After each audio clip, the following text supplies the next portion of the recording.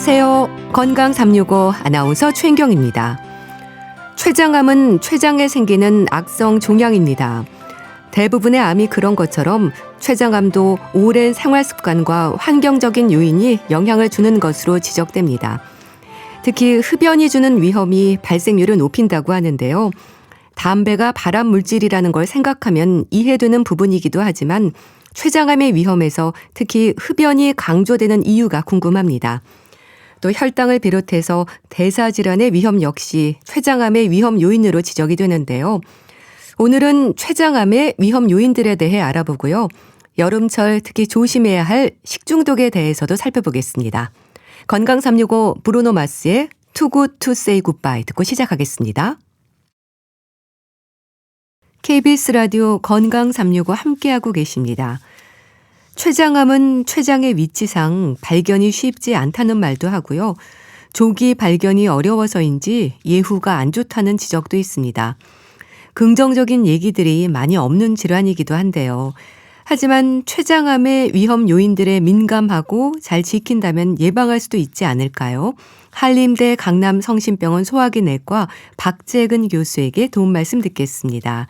교수님 안녕하세요. 안녕하세요. 한림대학교 강남성심병원 소화기내과 박재근입니다. 네, 반갑습니다. 췌장암의 위험 요인으로 지적이 되는 부분들이 있죠? 네, 그렇습니다.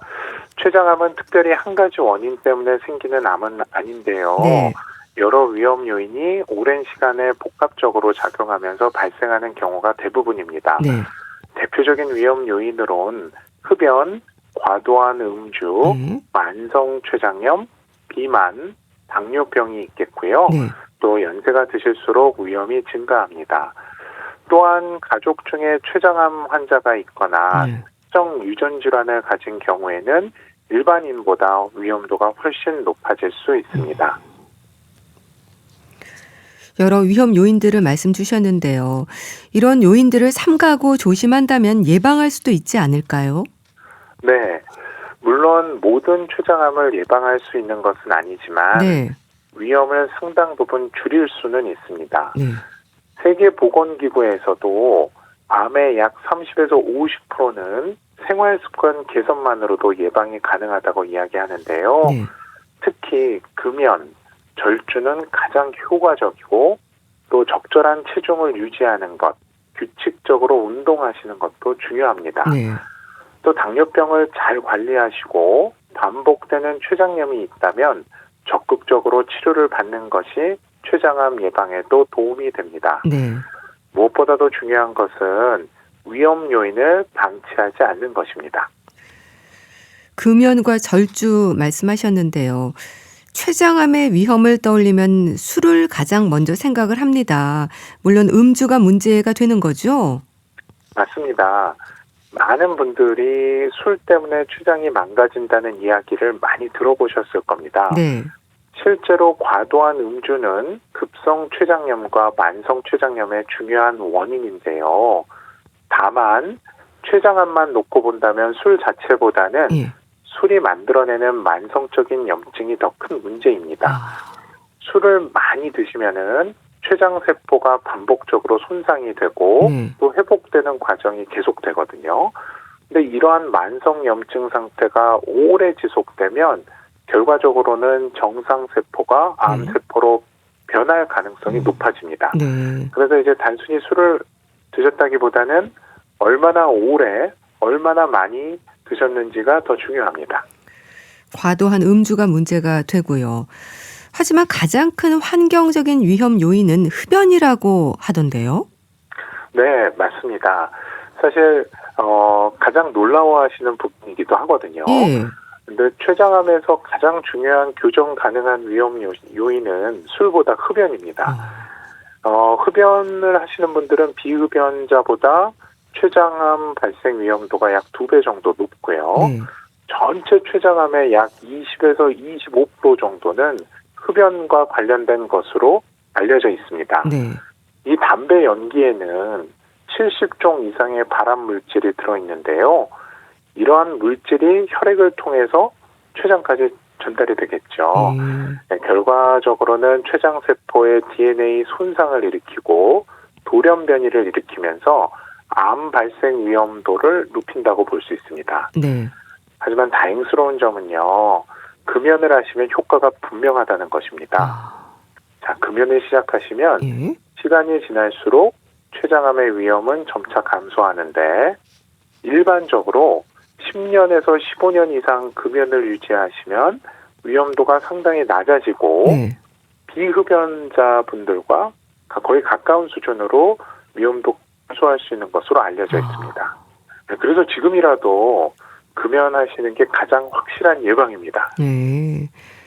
그런데 음주와 흡연은 췌장암뿐 아니라 다른 질환에서도 문제가 되잖아요. 특히 췌장암에서 흡연이 문제가 되는 이유가 뭘까요? 네. 흡연은 단순히 발암물질만을 전달하는 것이 아닙니다. 예. 이것이 몸 전체를 만성 염증 상태로 만들고 면역 기능을 떨어뜨리게 되거든요. 그러면 또 혈액순환을 방해하게 되고 정상세포의 회복 능력을 또 감소시키고 예. 또 암세포는 더 잘 자라게 그런 환경을 조성하게 하는 것입니다. 특히 췌장은 다른 장기보다 재생력이 좀 낮은 편입니다. 그래서 손상이 반복되잖아요. 네. 그러면 회복보다 손상이 더 많아지게 되고 결국은 유전자 이상이 축적되게 되고 그래서 췌장은 흡연의 영향을 매우 크게 받는 장기 중에 하나라고 볼 수 있습니다. 그러니까 암이 좋아하는 환경으로 만드는 거네요. 네, 아주 적절한 표현이라고 생각됩니다. 예. 암은 하루아침에 생기는 병이 아닌데 그 수년이나 수십 년 동안 작은 유전자 이상들이 하나씩 쌓이면서 발생합니다. 네. 흡연은 바로 이러한 변화를 빠르게 만드는 역할을 하고요. 쉽게 말씀드리면 이제 건강한 땅에서 잡초가 자라지 않지만 이제 땅이 아무튼 계속 오염되면은 막 자라는 거랑 비슷한 것처럼 네. 흡연은 우리 특히 췌장에 있는 암세포를 자라기 쉬운 환경으로 만드는 것이라고 보시면 됩니다. 네. 그래서 금연은 단순히 폐암만 예방하는 것 아닌가요? 라고 여쭤보시는 분들이 계신데 췌장암을 비롯한 여러 암을 예방하는 가장 중요한 생활 습관이라고 말씀드리고 싶습니다. 음주 역시 위험 요인에서 빠지지 않는데요. 술이 1급 발암 물질이라는 건 이제 많은 분들이 알고 있습니다. 그만큼 암 발생 위험을 높인다는 거죠? 네, 그렇습니다. 세계보건기구에서는 술을 1군 발암물질로 분류하고 있습니다. 네. 네, 이는 많이 마시면 위험할 수도 있다라는 의미가 아니고요. 사람에게서 암을 일으킨다는 충분한 근거가 있다는 뜻입니다. 다만 조금 구분해서 이해할 필요가 있는데요. 네. 술은 간암이나 식도암처럼 직접적으로 암을 유발하는 경우도 있지만 예. 췌장암에서는 대부분 만성적인 췌장 손상을 통해서 간접적으로 위험도를 높이는 경우가 많습니다. 그래서 특히 오랜 기간 과음을 지속하시면 췌장이 반복적으로 염증이 발생하게 되고요. 네. 이러한 염증은 결국 만성 췌장염으로 이어질 수 있습니다. 그래서 음주, 흡연 이렇게 같이 하실 때는 위험이 더욱 커지겠죠. 그렇겠어요. 네, 맞습니다. 그래서 담배를 피우면서도 술도 많이 마시는 분들은 네. 그 위험 요인이 서로 상승작용을 일으켜서 췌장암 발생 위험이 더욱 증가하는 것으로 알려져 있습니다. 네. 그래서 조금 줄이면 괜찮겠지보다는 가능한 절주를 하시는 것이 가장 좋습니다.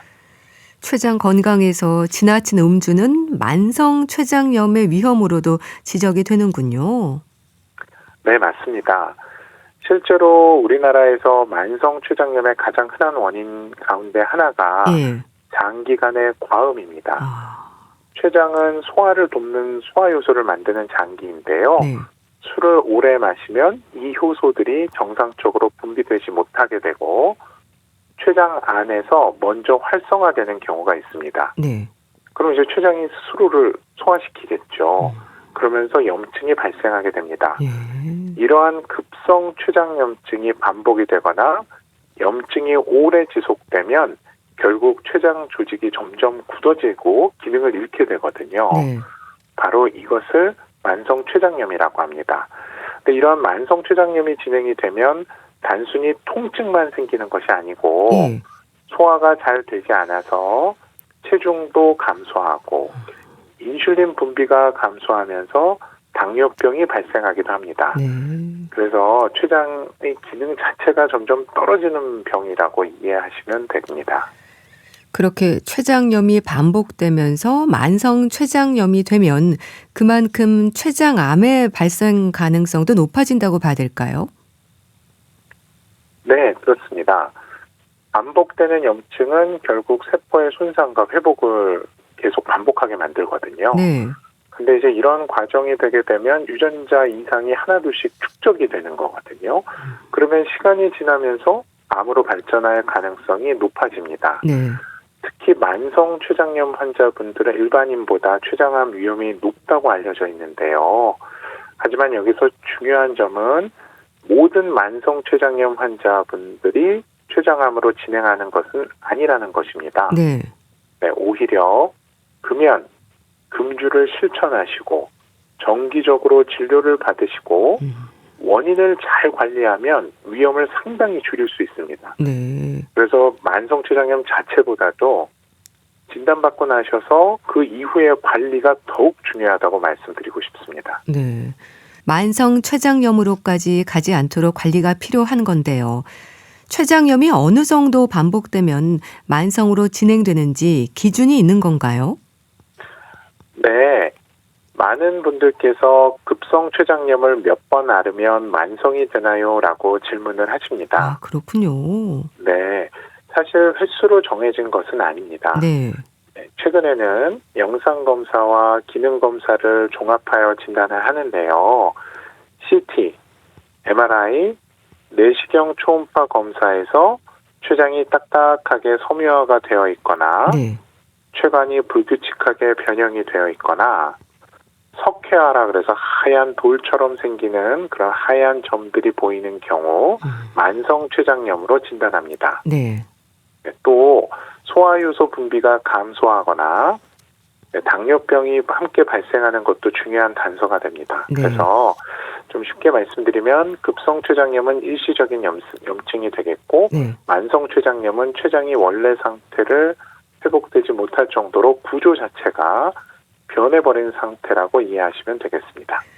췌장염의 단계에서도 빠른 치료는 중요하겠네요. 네, 매우 중요합니다. 네. 이 급성 췌장염이라고 해서 모두 가볍게 지나가는 것은 아닙니다. 초기에 적절한 수액 치료, 금식, 원인 치료를 시행하면 대부분 회복되지만 네. 치료가 늦어지게 되거나 아니면 원인이 되는 이유가 즉 술이면 술 뭐 이런 이유가 계속 되거나 담석에 의해서 생기면 방치를 하게 되면 재발 가능성이 높아지게 됩니다. 네. 특히 담석 때문에 발생한 췌장염은 담석을 제거해야 되고요. 네.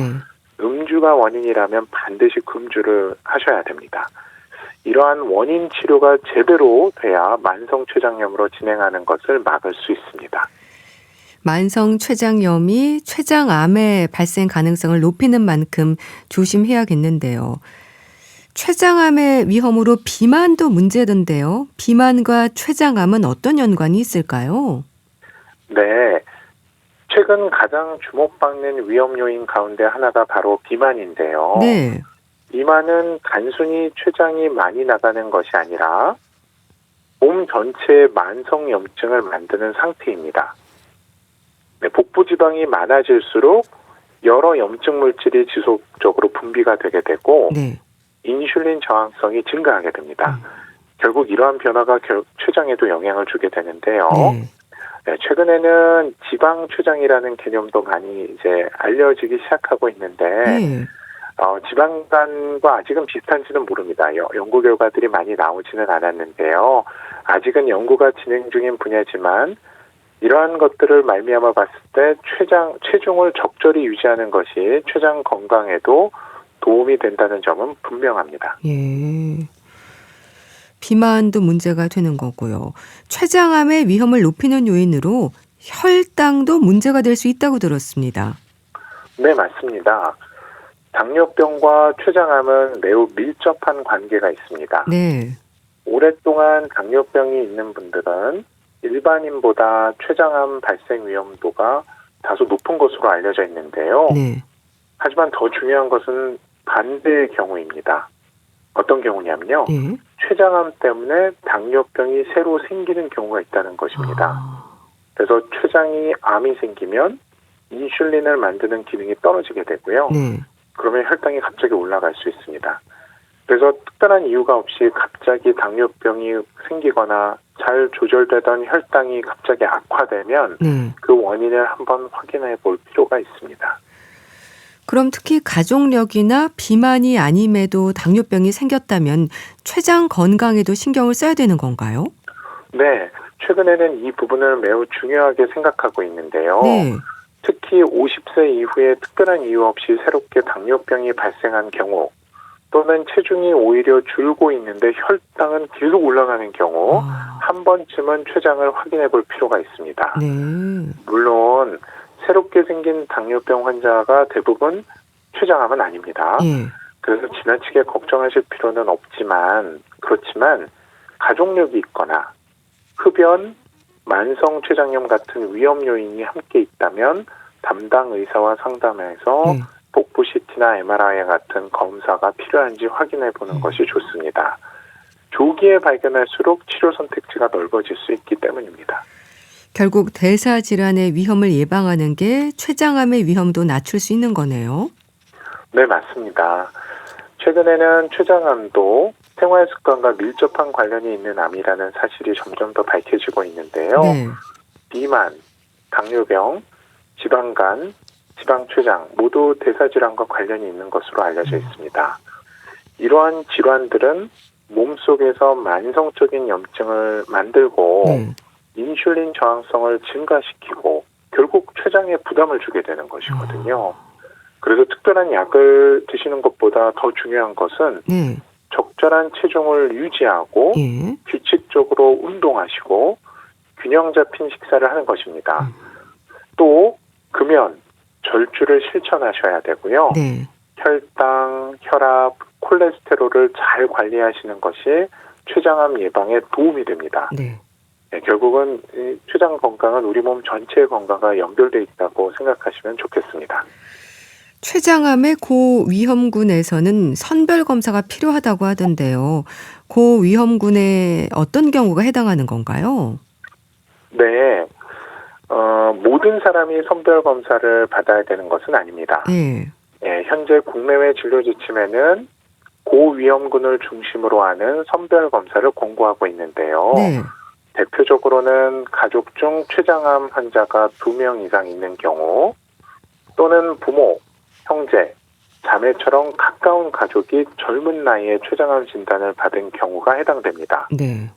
또 그 외에도 브라카2라는 또 다른 펠브2 등 여러 가지 유전자 이상이 확인된 경우에는 위험도가 높아질 수 있기 때문에 네. 선별 검사가 권고되겠고요. 또 유전성 췌장염, 네. 또 오래된 만성 췌장염 환자분들도 고위험군으로 분리가 되는 경우가 있습니다. 예. 그래서 이런 분들께서는 췌장 증상이 없다고 하더라도 정기적인 췌장을 확인하시는 것이 중요합니다. 진행되는 선별 검사는 여러 가지인가요? 네, 이제 선별 검사로 할 때는 가장 많이 사용하는 검사가 CT도 있고 복부 MRI, 내시경 초음파 등이 있는데요. 그 중에서도 MRI는 방사선 노출 없이 췌장 구조를 자세하게 볼 수 있고 네. 작은 췌관의 변화나 낭성이 이제 혹이거든요. 그러한 병변을 발견하시는 데 도움이 됩니다. 내시경 초음파는 위와 12지장에 아주 가까운 거리에서 췌장을 관찰하기 때문에 네. 아주 작은 병변도 비교적 잘 발견할 수 있습니다. 그래서 이러한 검사들의 장단점을 잘 이용해서 환자의 위험도에 따라 번갈아 가면서 시행을 함께 하기도 합니다. 네. 반면에 혈액 검사만으로 췌장암을 조기에 발견하는 것은 아직 한계가 있거든요. 그래서 대표적인 종양표지자, 암표지자라고도 하죠. 네. 그래서 CA19-9는 진행된 암에서는 도움이 되지만 초기 췌장암에서는 정상인 경우가 적지 않기 때문에 또 담도염이나 담도가 막힌 경우, 담즙이 흐르는 길이 막힌 경우에도 상승할 수 있기 때문에 이 혈액 검사만으로 선별 검사를 하기에는 좀 어렵고요. 이렇게 두 가지 영상 검사들을 이용해서 혈액 검사와 함께 선별 검사로 이용을 하고 있습니다. 네. 선별 검사에 대한 설명을 해 주셨는데요. 그런데 일반인들에게도 선별 검사가 필요한 건 아니잖아요. 일반인들은 췌장암 예방을 위해서 어떤 검사가 필요할까요? 네, 맞습니다. 현재까지 일반인을 대상으로 정기적인 CT나 MRI를 검사를 권고하고 있지는 않습니다. 네. 현재 국내외 진료 지침에서는 모든 환자에게, 모든 사람에게 췌장암 선별 검사를 권고하고 있지는 않은데요. 앞서 말씀드린 바대로 가족력이 뚜렷하거나 특정 유전자 이상이 있는 고위험군을 중심으로 정기 검사를 권고하고 있습니다. 네.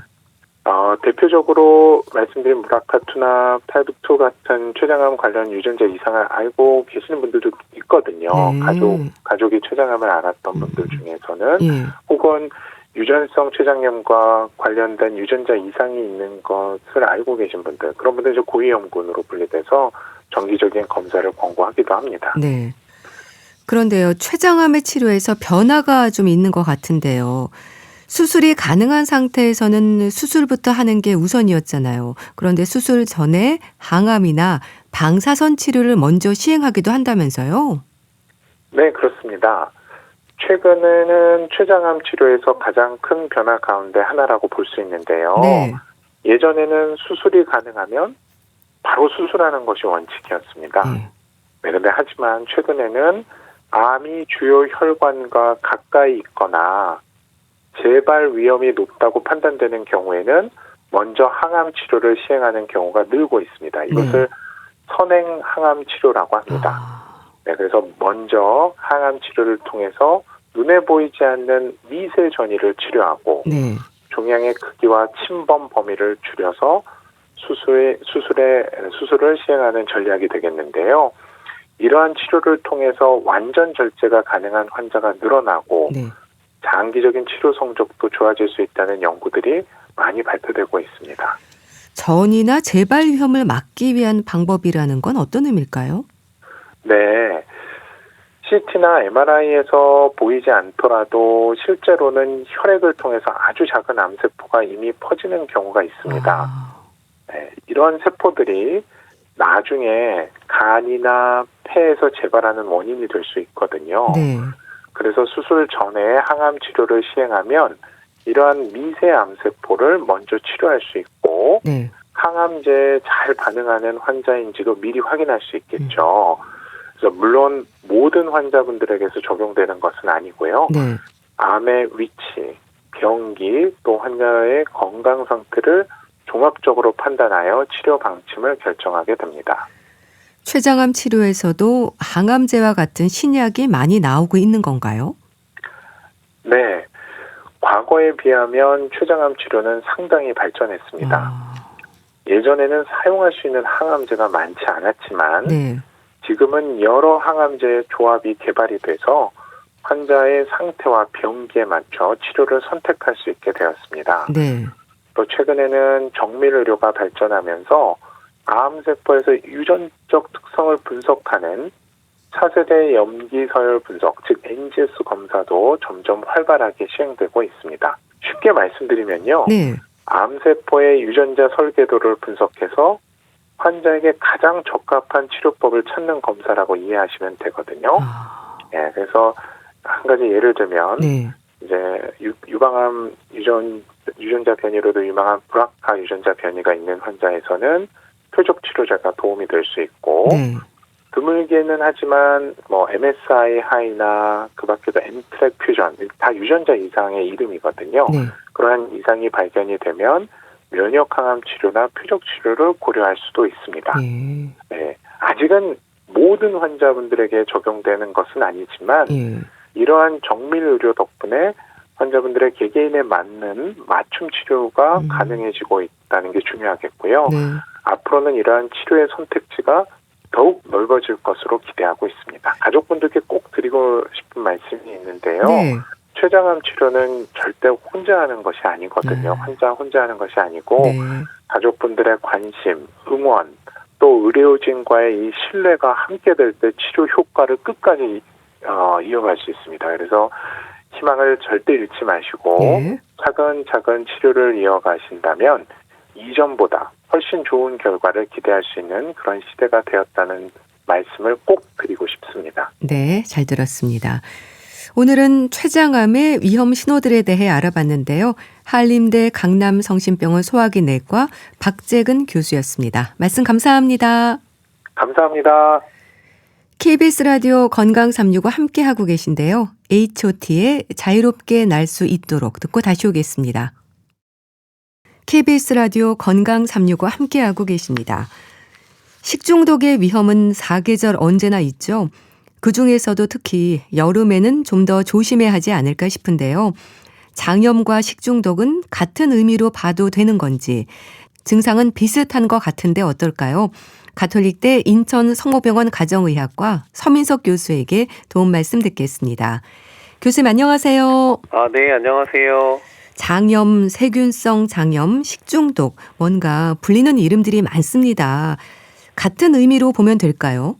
이게 명칭이 많아서 좀 헷갈리실 수는 있는데요. 네. 정확한 명칭은 급성 위장염입니다. 토하고 배가 아프고 설사가 나오면 급성 위장염으로 진단을 하는 건데 네. 그런 이제 급성 위장염을 유발하는 다양한 원인에 따라 바이러스냐 세균 감염이냐를 나눌 수 있는 거고, 특히 이제 식중독은 음식에 의해서 바이러스나 세균 감염이 생기고 네. 그거에 따라서 위장염이 생기는 것을 의미합니다. 근데 음식도 조심해야 하지만 또 식재료나 조리 도구의 위생도 문제가 될 수 있을 것 같아요. 예, 맞습니다. 바이러스나 세균이 주로 음식 자체에서 감염된 상태에서 인체 내로 들어왔을 때만 생기는 게 아니라 네. 이게 음식을 조리하는 과정에서 다른 식재료로 옮겨 간다든지 네. 조리 도구를 통해서 감염이 될 수 있어서 주의가 필요합니다. 네. 그렇게 음식도 문제고요. 조리 환경과 같은 문제들이 복합적으로 나타나면 증상은 더 심해지나요? 이게 복합적인 영향이라고 보기엔 좀 어려운데요. 네. 음식이라는 거는 병원균에 오염이 되어 있어도 잘 익히거나 끓이면 사멸하게 됩니다. 그래서 감염의 위험이 낮아지는데요. 네. 다만 이 조리 환경에서 새롭게 또 오염된 병원균이 손을 통해서 그대로 입에 들어오게 되면 급성 위장염이 생길 수 있는 거죠. 만약 오염된 음식을 제대로 익히지 않아서 네. 병원균도 남아있고 조리 환경을 통해서 오염된 병원균도 같이 들어오게 된다면 네. 위장염이 생길 위험성이 더 커지는 건 맞습니다. 네. 그런데요, 또 같은 환경에서 같은 음식을 먹었는데도 식중독 증상에서 개인차가 크지 않나요? 심한 분들은 응급치료를 받기도 하잖아요. 병원균에 노출이 되어도 사람마다 증상의 차이가 굉장히 큰데요. 예. 이게 얼마나 많이 노출이 되었느냐, 즉 병원균이 몸에 들어온 정도가 얼마나 되냐는 것도 중요하고, 개인의 면역 상태나 나이, 위장관 상태에 따라 달라질 수 있습니다. 네. 그래서 섭취량이 많았던 경우라든지 평소에 이제 면역이 떨어져 있는 만성질환자, 소아, 노인의 경우에는 증상이 심하고 오래갈 수 있다는 거고요. 네. 평소에 위장 기능이 좋지 않았던 분들은 위산 분비가 떨어져 있기 때문에 이런 나쁜 균이 들어왔을 때 그걸 방어하지 못하는 경우도 있고, 네. 장내 미생물 환경이 좋지 않은 경우에는 유익균이 적다 보니까 증상이 더 심해질 수 있습니다. 네. 식중독의 원인을 생각할 때 특히 여름에는 비브리오균, 대장균, 살모넬라균도 있고요. 얼른 떠올릴 수 있는 균들이 많은데 어떻게 다른가요? 음식을 통해서 위장염을 유방을 하는 병원균에는 대장균이나 살모넬라, 비브리오 이런 종류들이 있고요. 네. 바이러스 쪽으로 또 넘어가면 노로바이러스나 로타바이러스 등도 있습니다. 근데 이제 아무래도 세균 같은 경우에는 날씨가 더워지는 여름에 주로 기승을 부리거든요. 네. 그래서 대표적으로 여름철 식중독의 원인이 되는 세균들이 많이 언급되는 겁니다. 네. 세균과 바이러스, 그 원인 물질에 따라서 달라질 수 있는 거네요. 맞습니다. 어떤 균에 의해서 오염된 음식을 먹고 증상이 유발됐는지에 따라서 달라질 수 있습니다. 그리고 생닭을 조리할 때도 조리 도구라든지 주변을 살펴야 한다는 말도 있던데요. 이건 어떤 의미인가요? 이 각각의 음식에 따라 식중독을 유발할 수 있는 균들이 조금씩 달라지는데요. 네. 생닭을 통해서 발생하는 식중독은 대표적으로 캠필로박터균이나 살모넬라균이 있습니다. 이 문제는 닭은 이제 조리 과정 중에 익혀지기 때문에 네. 크게 문제가 되지는 않지만 조리 도구나 씻는 과정에서 물이 튀면 다른 식재료나 손을 통해서 교차 오염이 되는 경우들이 있거든요. 네. 그래서 조리 도구는 꼭 구분해서 사용을 하셔야 되고 다른 식재료에 물이 튀지 않도록 마지막에 닭을 조리하시는 것이 좋습니다. 당연히 손은 깨끗하게 씻어야 하는 거고요. 뭐 대장균이나 어패류가 문제되는 감염에도 신경을 써야겠죠? 대장균은 이제 주로 오염된 물이나 덜 익힌 육류, 제대로 세척하지 않은 채소를 통해서 발생하고요. 네. 어패류는 이제 주로 비브리오균에 의한 위장염이 생길 수 있기 때문에 잘 씻고 잘 익혀 먹는 것이 필요합니다. 네. 또 냉동실에 있던 재료를 해동하는 과정에서도 조심할 부분들이 많다면서요. 이게 음식을 냉동하게 되면 식중독을 유발할 수 있는 균이 죽는 게 아니라 그냥 얼어있는 상태가 되거든요. 그렇군요. 해동하다 보면 온도가 올라가면서 다시 세균이 활성화되면서 빠르게 증식을 하게 됩니다. 네. 그래서 실온에서 해동을 하거나 따뜻한 물에 넣는 것은 피하시는 것이 좋고요. 냉장실에서 해동을 하거나 네. 전자레인지로 해동을 하는 것이 좋습니다. 그리고 한번 해동했다가 다시 얼리는 거는 안 되고 네. 바로 섭취하셔야지만 식중독을 예방할 수 있습니다. 조리 도구나 손을 통해서 교차 오염들이 될 수 있다고 하셨는데요. 상한 음식뿐 아니라 조리 환경에 대한 위생 수칙을 잘 지키는 것도 중요하겠어요. 일반적으로는 뭘 잘못 먹었다는 생각만 하게 되잖아요. 맞습니다. 이제 음식 자체는 잘 익혀 먹어야 한다는 점은 잘 알고 계시긴 한데요. 조리 환경에 대한 위생 수칙을 지키지 않아서 식중독에 걸릴 수 있기 때문에 네. 당연히 이제 조리 도구 분리하는 부분, 조리 순서를 잘 지키는 부분, 네.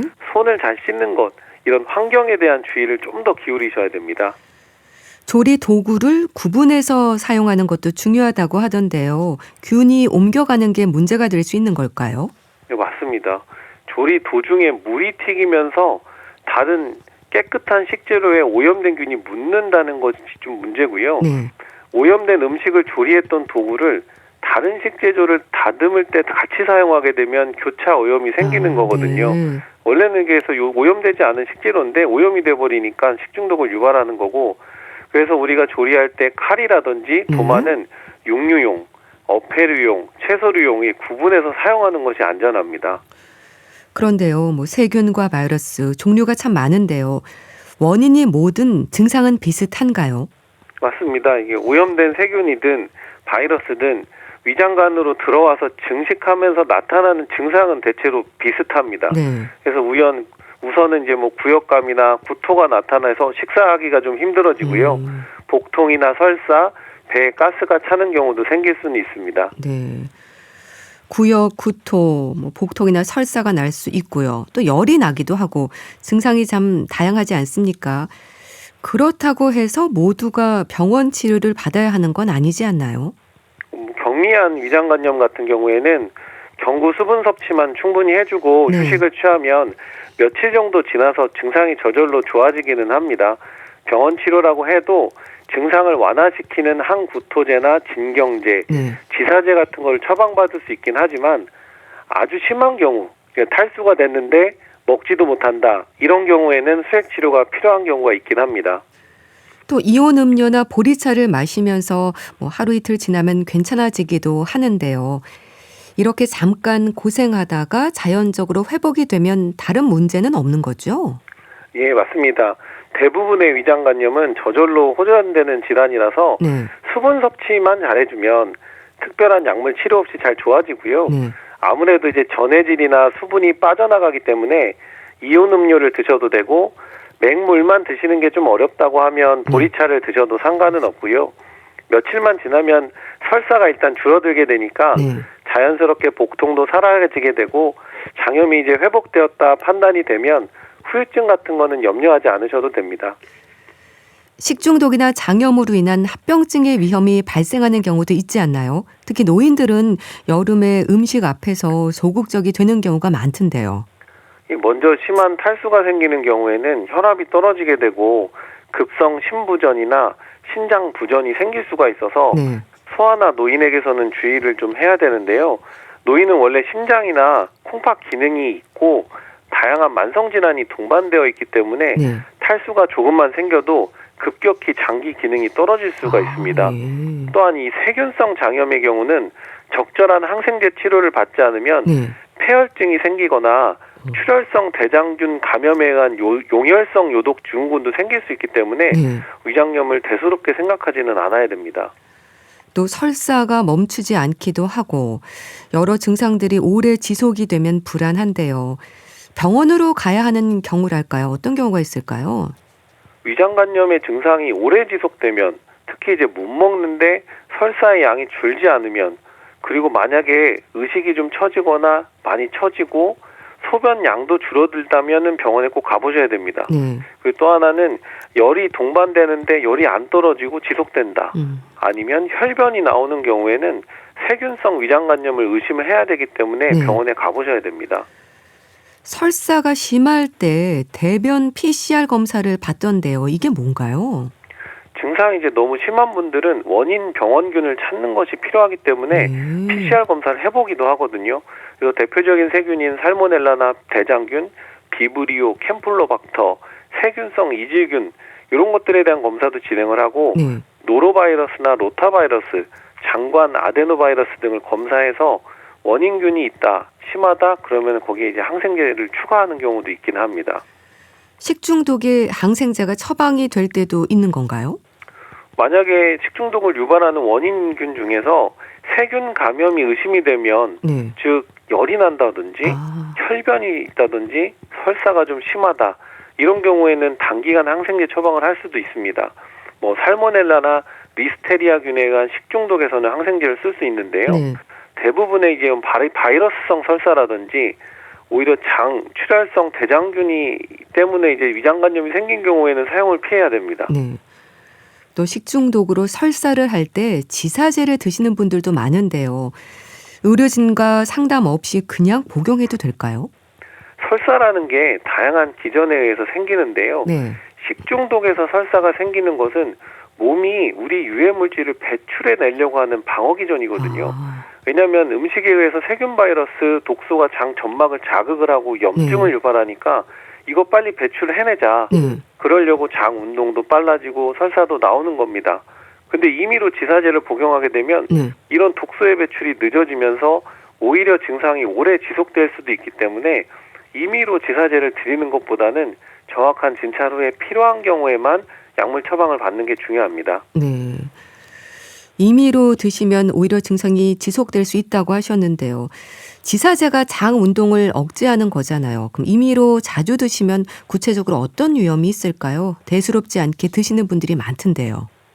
지사제도 작용 기전에 따라 좀 다른데요. 네. 장 운동을 억제해주는 로페라미드 같은 약은 임의로 드시면 안 됩니다. 네. 아까도 말씀드렸던 것처럼 독소 배출이 늦어져서 오히려 증상이 악화되기도 하고 임의로 자주 드시면 장마비나 독성 거대결장 같은 합병증의 생길 위험성이 높아지거든요. 그래서 주의하셔야 되는데요. 일반적으로 우리가 약국에서 파는 물약 지사제들이 있습니다. 이거는 흡착성 지사제라고 장내 세균이나 바이러스, 독소들을 물리적으로 흡착해서 배출을 시켜주기 때문에 이런 약은 상대적으로는 도움이 되고 안전할 수 있는데요. 이 약도 너무 자주 드시면 변비도 생기고 영양소나 다른 약물의 흡수를 방해하기 때문에 조심하셔야 됩니다. 유난히 식중독이나 장염에 잘 걸리는 경우도 있던데요. 뭐 장이 약하다, 민감하다. 스스로 이렇게 얘기하는 분들이 있거든요. 맞는 얘기일까요? 예, 맞습니다. 위장염이라는 것도 병원균과 나의 건강 상태가 짝이 맞아야 생기는 건데요. 평소에 장이 약하다, 민감하다고 하시는 분들은 위장 기능이 예민한 경우들이 많습니다. 그래서 증상이 쉽게 생기고 심하게 나타날 수 있는데요. 유산분비 떨어져 있는 분들은 세균을 분해하지 못하니까 감염이 잘 생기기도 하고 장내에 유익균이 적어서 가스가 차거나 설사, 복통이 생기는 게 쉬운 분들도 있습니다. 그래서 평소에 내가 위장 기능이 약하다, 예민하다 하는 분들은 최대한 노출되지 않도록 위생관리를 신경 쓰셔야 됩니다. 식재료나 음식 보관도 중요하지 않을까 싶은데요. 냉장고나 냉동실을 너무 믿으면 안 된다면서요. 요즘에 또 환경적으로는 북극 빙하가 녹으면은 고대 미지 병원균이 깨어나서 위험하다 이런 뉴스 들어보셨을 텐데요. 냉장고도 마찬가지입니다. 냉장고나 냉동실에 있다고 해서 병원균이 절대 죽은 게 아닙니다. 잠들어 있기 때문에 안전하지는 않고요. 특히 이제 냉장실 같은 경우에는 낮은 온도에서 세균 번식이 늦춰지는 것뿐이지 네. 오랜 기간 보관하면 세균이 결국에는 증식합니다. 그렇기 때문에 적정 온도를 설정하고 빠른 섭취를 하는 것이 중요합니다. 예방에 신경 쓰는 게 가장 중요하지 않나 싶은데요. 조리하는 사람의 위생도 신경 써야 하는 부분이죠? 맞습니다. 이게 토사 광란이라고 들어보셨을 텐데요. 얼마나 힘들면 잘못된 말로 광란이라고 표현을 할까요? 이게 한번 경험해보면 다시는 경험해보고 싶지 않을 만큼 음식 먹는 게 조심스러워집니다. 네. 고생하기 전에 예방하는 것 중요하고요. 맛있게 식사를 만들었는데 위생관리 신경 안 써서 가족들이 고생하면 속상하잖아요. 그래서 조리 과정 중에 발생할 수 있는 오염, 이거는 위생관리만 철저히 해주면 충분히 예방이 가능합니다. 재료 손질이나 조리 도구를 구분해서 사용하고 손 씻는 거 기본만 잘 지키셔도 좋습니다. 네, 오늘은 식중독의 위험에 대해서 알아봤는데요. 가톨릭대 인천 성모병원 가정의학과 서민석 교수와 함께했습니다. 말씀 감사합니다. 예, 감사합니다.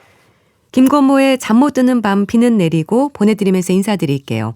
오늘 방송은 KBS 콩 유튜브 채널로도 다시 들으실 수 있습니다. 건강365 아나운서 최인경이었습니다. 고맙습니다.